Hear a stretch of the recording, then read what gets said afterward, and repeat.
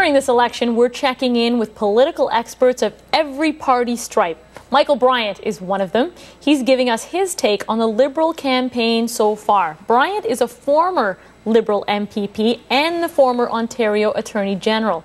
Earlier today, he said the Liberals will focus on health care during the remaining 2 weeks of the campaign.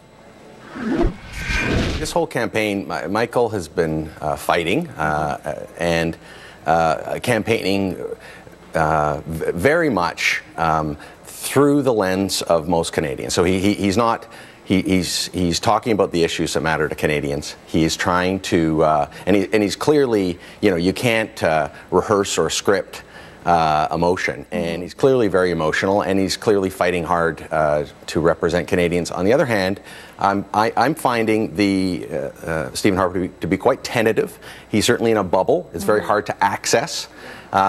And that's been the campaign to date. The next 2 weeks, it's like a whole other campaign because it's the last 2 weeks. 2 weeks is a lifetime in politics. We have at least a couple of momentum swings left in the campaign. Now people are tuning in. They've not been tuning into this election. They've been sleeping through this election by and large. And I think now they're going to tune in and they're going to take a close look at what the issues are. The Liberals are certainly trying to put health care on the agenda. It's good to put an issue on the agenda and ask questions about what exactly are Stephen Harper's plans for Canada and health care and whether or not those cuts that we expect to come are going to come.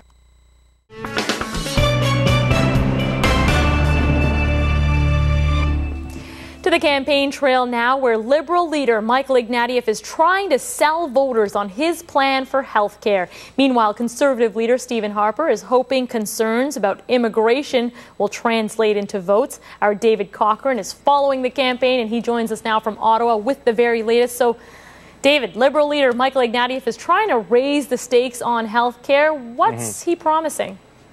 Well, just 2 weeks left in the campaign and still about 10 points behind the Conservatives in the polls. Michael Ignatieff has decided to play the healthcare card and play it quite heavily. He's got former Prime Minister Paul Martin with him on the campaign trail. They're stumping around with Ujjal Dosanjh, who's a former Liberal health minister, and also a Liberal candidate who might be in a bit of trouble this election, as he only won by 20 votes last time.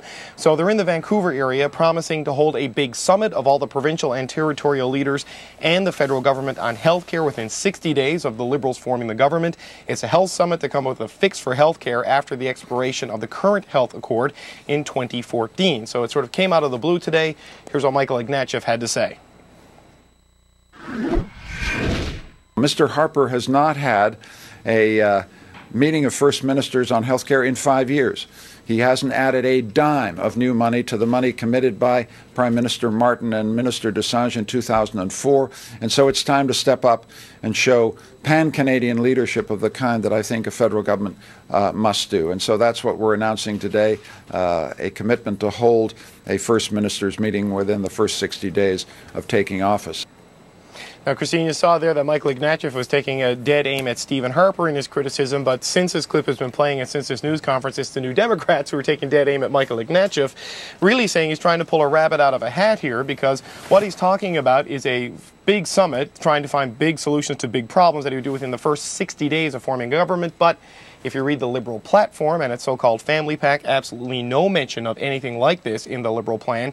So the New Democrats are saying this is a little bit of a desperation Hail Mary from a Liberal leader who they say is feeling a squeeze from the Conservatives at one end and the New Democrats at the other. Well, we saw it in the debates. Layton really going after Ignatieff hard. I guess, he feels there's ground to be covered there. So that's interesting. Stephen Harper, he's trying to appeal to ethnic voters who have concerns about immigration queue jumping. What's he saying there? Yeah, the Conservatives have really tried to reach out to, it's actually caused some controversy with the leaked letter from Jason Kenney's office talking about ethnic ridings and very ethnic ridings, which some people didn't quite like the language around that. But the reality is that the Conservatives are trying to appeal to immigrant voters, new Canadians, and multicultural communities in places like Vancouver. The issue that Stephen Harper seized upon today was human smuggling. There have been a couple examples of that in the last couple of years in British Columbia, where really international criminal organizations are getting people to pay them to bring them to Canada to seek immigrant or refugee status. Now, there are really two messages in Harper's promise to crack down on that. One is to the traditional Conservative base, that they want to crack down on illegal immigration and be tough on border security, but also to immigrant communities in places like the 905s around Toronto and in British Columbia, where he was today. They may have family members overseas who they want to bring to Canada, but they want to bring them here properly and go through the process. So the strong message to them was that an immigration system under the Conservatives will be a fair one, and one that will stop queue jumping by people who arrive through human smuggling and other illegal means. Here's what Stephen Harper had to say today. The phenomenon of queue jumping on a mass scale by human smugglers is a growing threat to our system that we must face. You only need to think back to last year with the arrival of the ship, the Sun Sea, and before that with the arrival of the Ocean Lady. Human smuggling gangs are beginning to target Canada. All right, well, let's get back to Jack Layton. He has his sights set on 2 East Coast ridings currently held by other parties. What's the strategy there? Yeah, he's on the East Coast today. He's in Nova Scotia in particular, where the NDP do have a couple of seats. But he's really targeting 2 more that he wants to gain. One is a Conservative seat in South Shore St. Margaret, currently held by Gerald Keddy, who's a Conservative who won that riding last time by 932 votes over Gordon Earl, the New Democrat. They're back for a rematch, so the New Democrats think 930 votes, that's not a big swing. You need 500 of those people to switch to your team, and suddenly that blue seat goes orange. The other one they're targeting is Dartmouth Cole Harbour. A Liberal, Michael Savage, holds that seat, but he's running up against Robert Chisholm, who's a former leader of the provincial NDP in Nova Scotia. Now, the dynamic in Nova Scotia is probably a little bit more NDP friendly. We know they have a base of support, particularly in Halifax on the federal level, but the provincial government there now, of course, is a New Democratic one.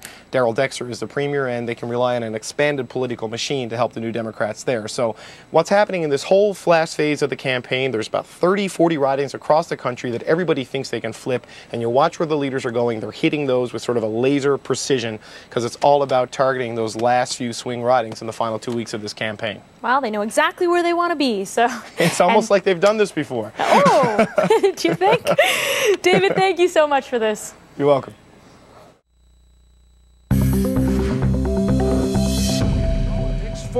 We're there to stand up All for right, that let's man. hit the election campaign trail. Liberal leader Michael Ignatieff is speaking at a town hall event in Vancouver. Let's listen in live. And one final thing, and then I'll sit down. No, I'm not going to sit down because I got to take questions. One of the things I hear everywhere from Canadians is, where did Canada go on the world stage? What happened to us? What happened to us? We used to win a seat on the Security Council every time we put our name up, because everybody thought what a great country we were. And last September, for the first time in the history of our country, a prime minister lost a vote to get us a seat on the Security Council. We have got to get back in the world. We have got to get back in the world as a land of peace, order, and good government. We've got to promote democracy overseas.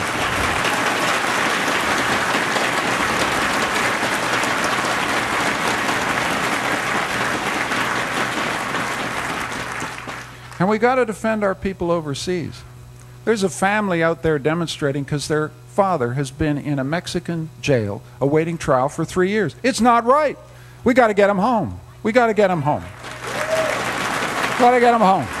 Got to get him home.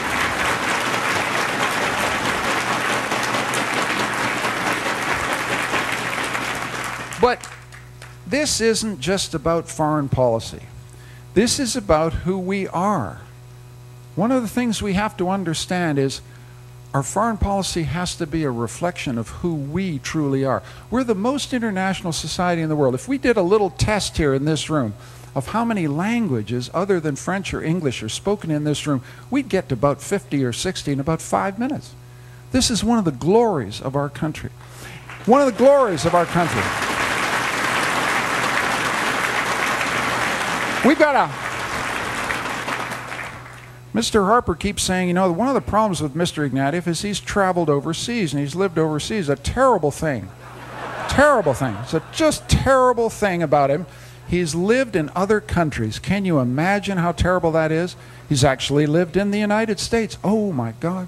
He's actually lived in England. Heaven forbid. You're listening to Michael Ignatieff speaking to supporters in Vancouver, questioning who we are and how we're seen on the world stage, criticizing Prime Minister Stephen Harper at the time for losing Canada's place by losing a seat on the UN Security Council.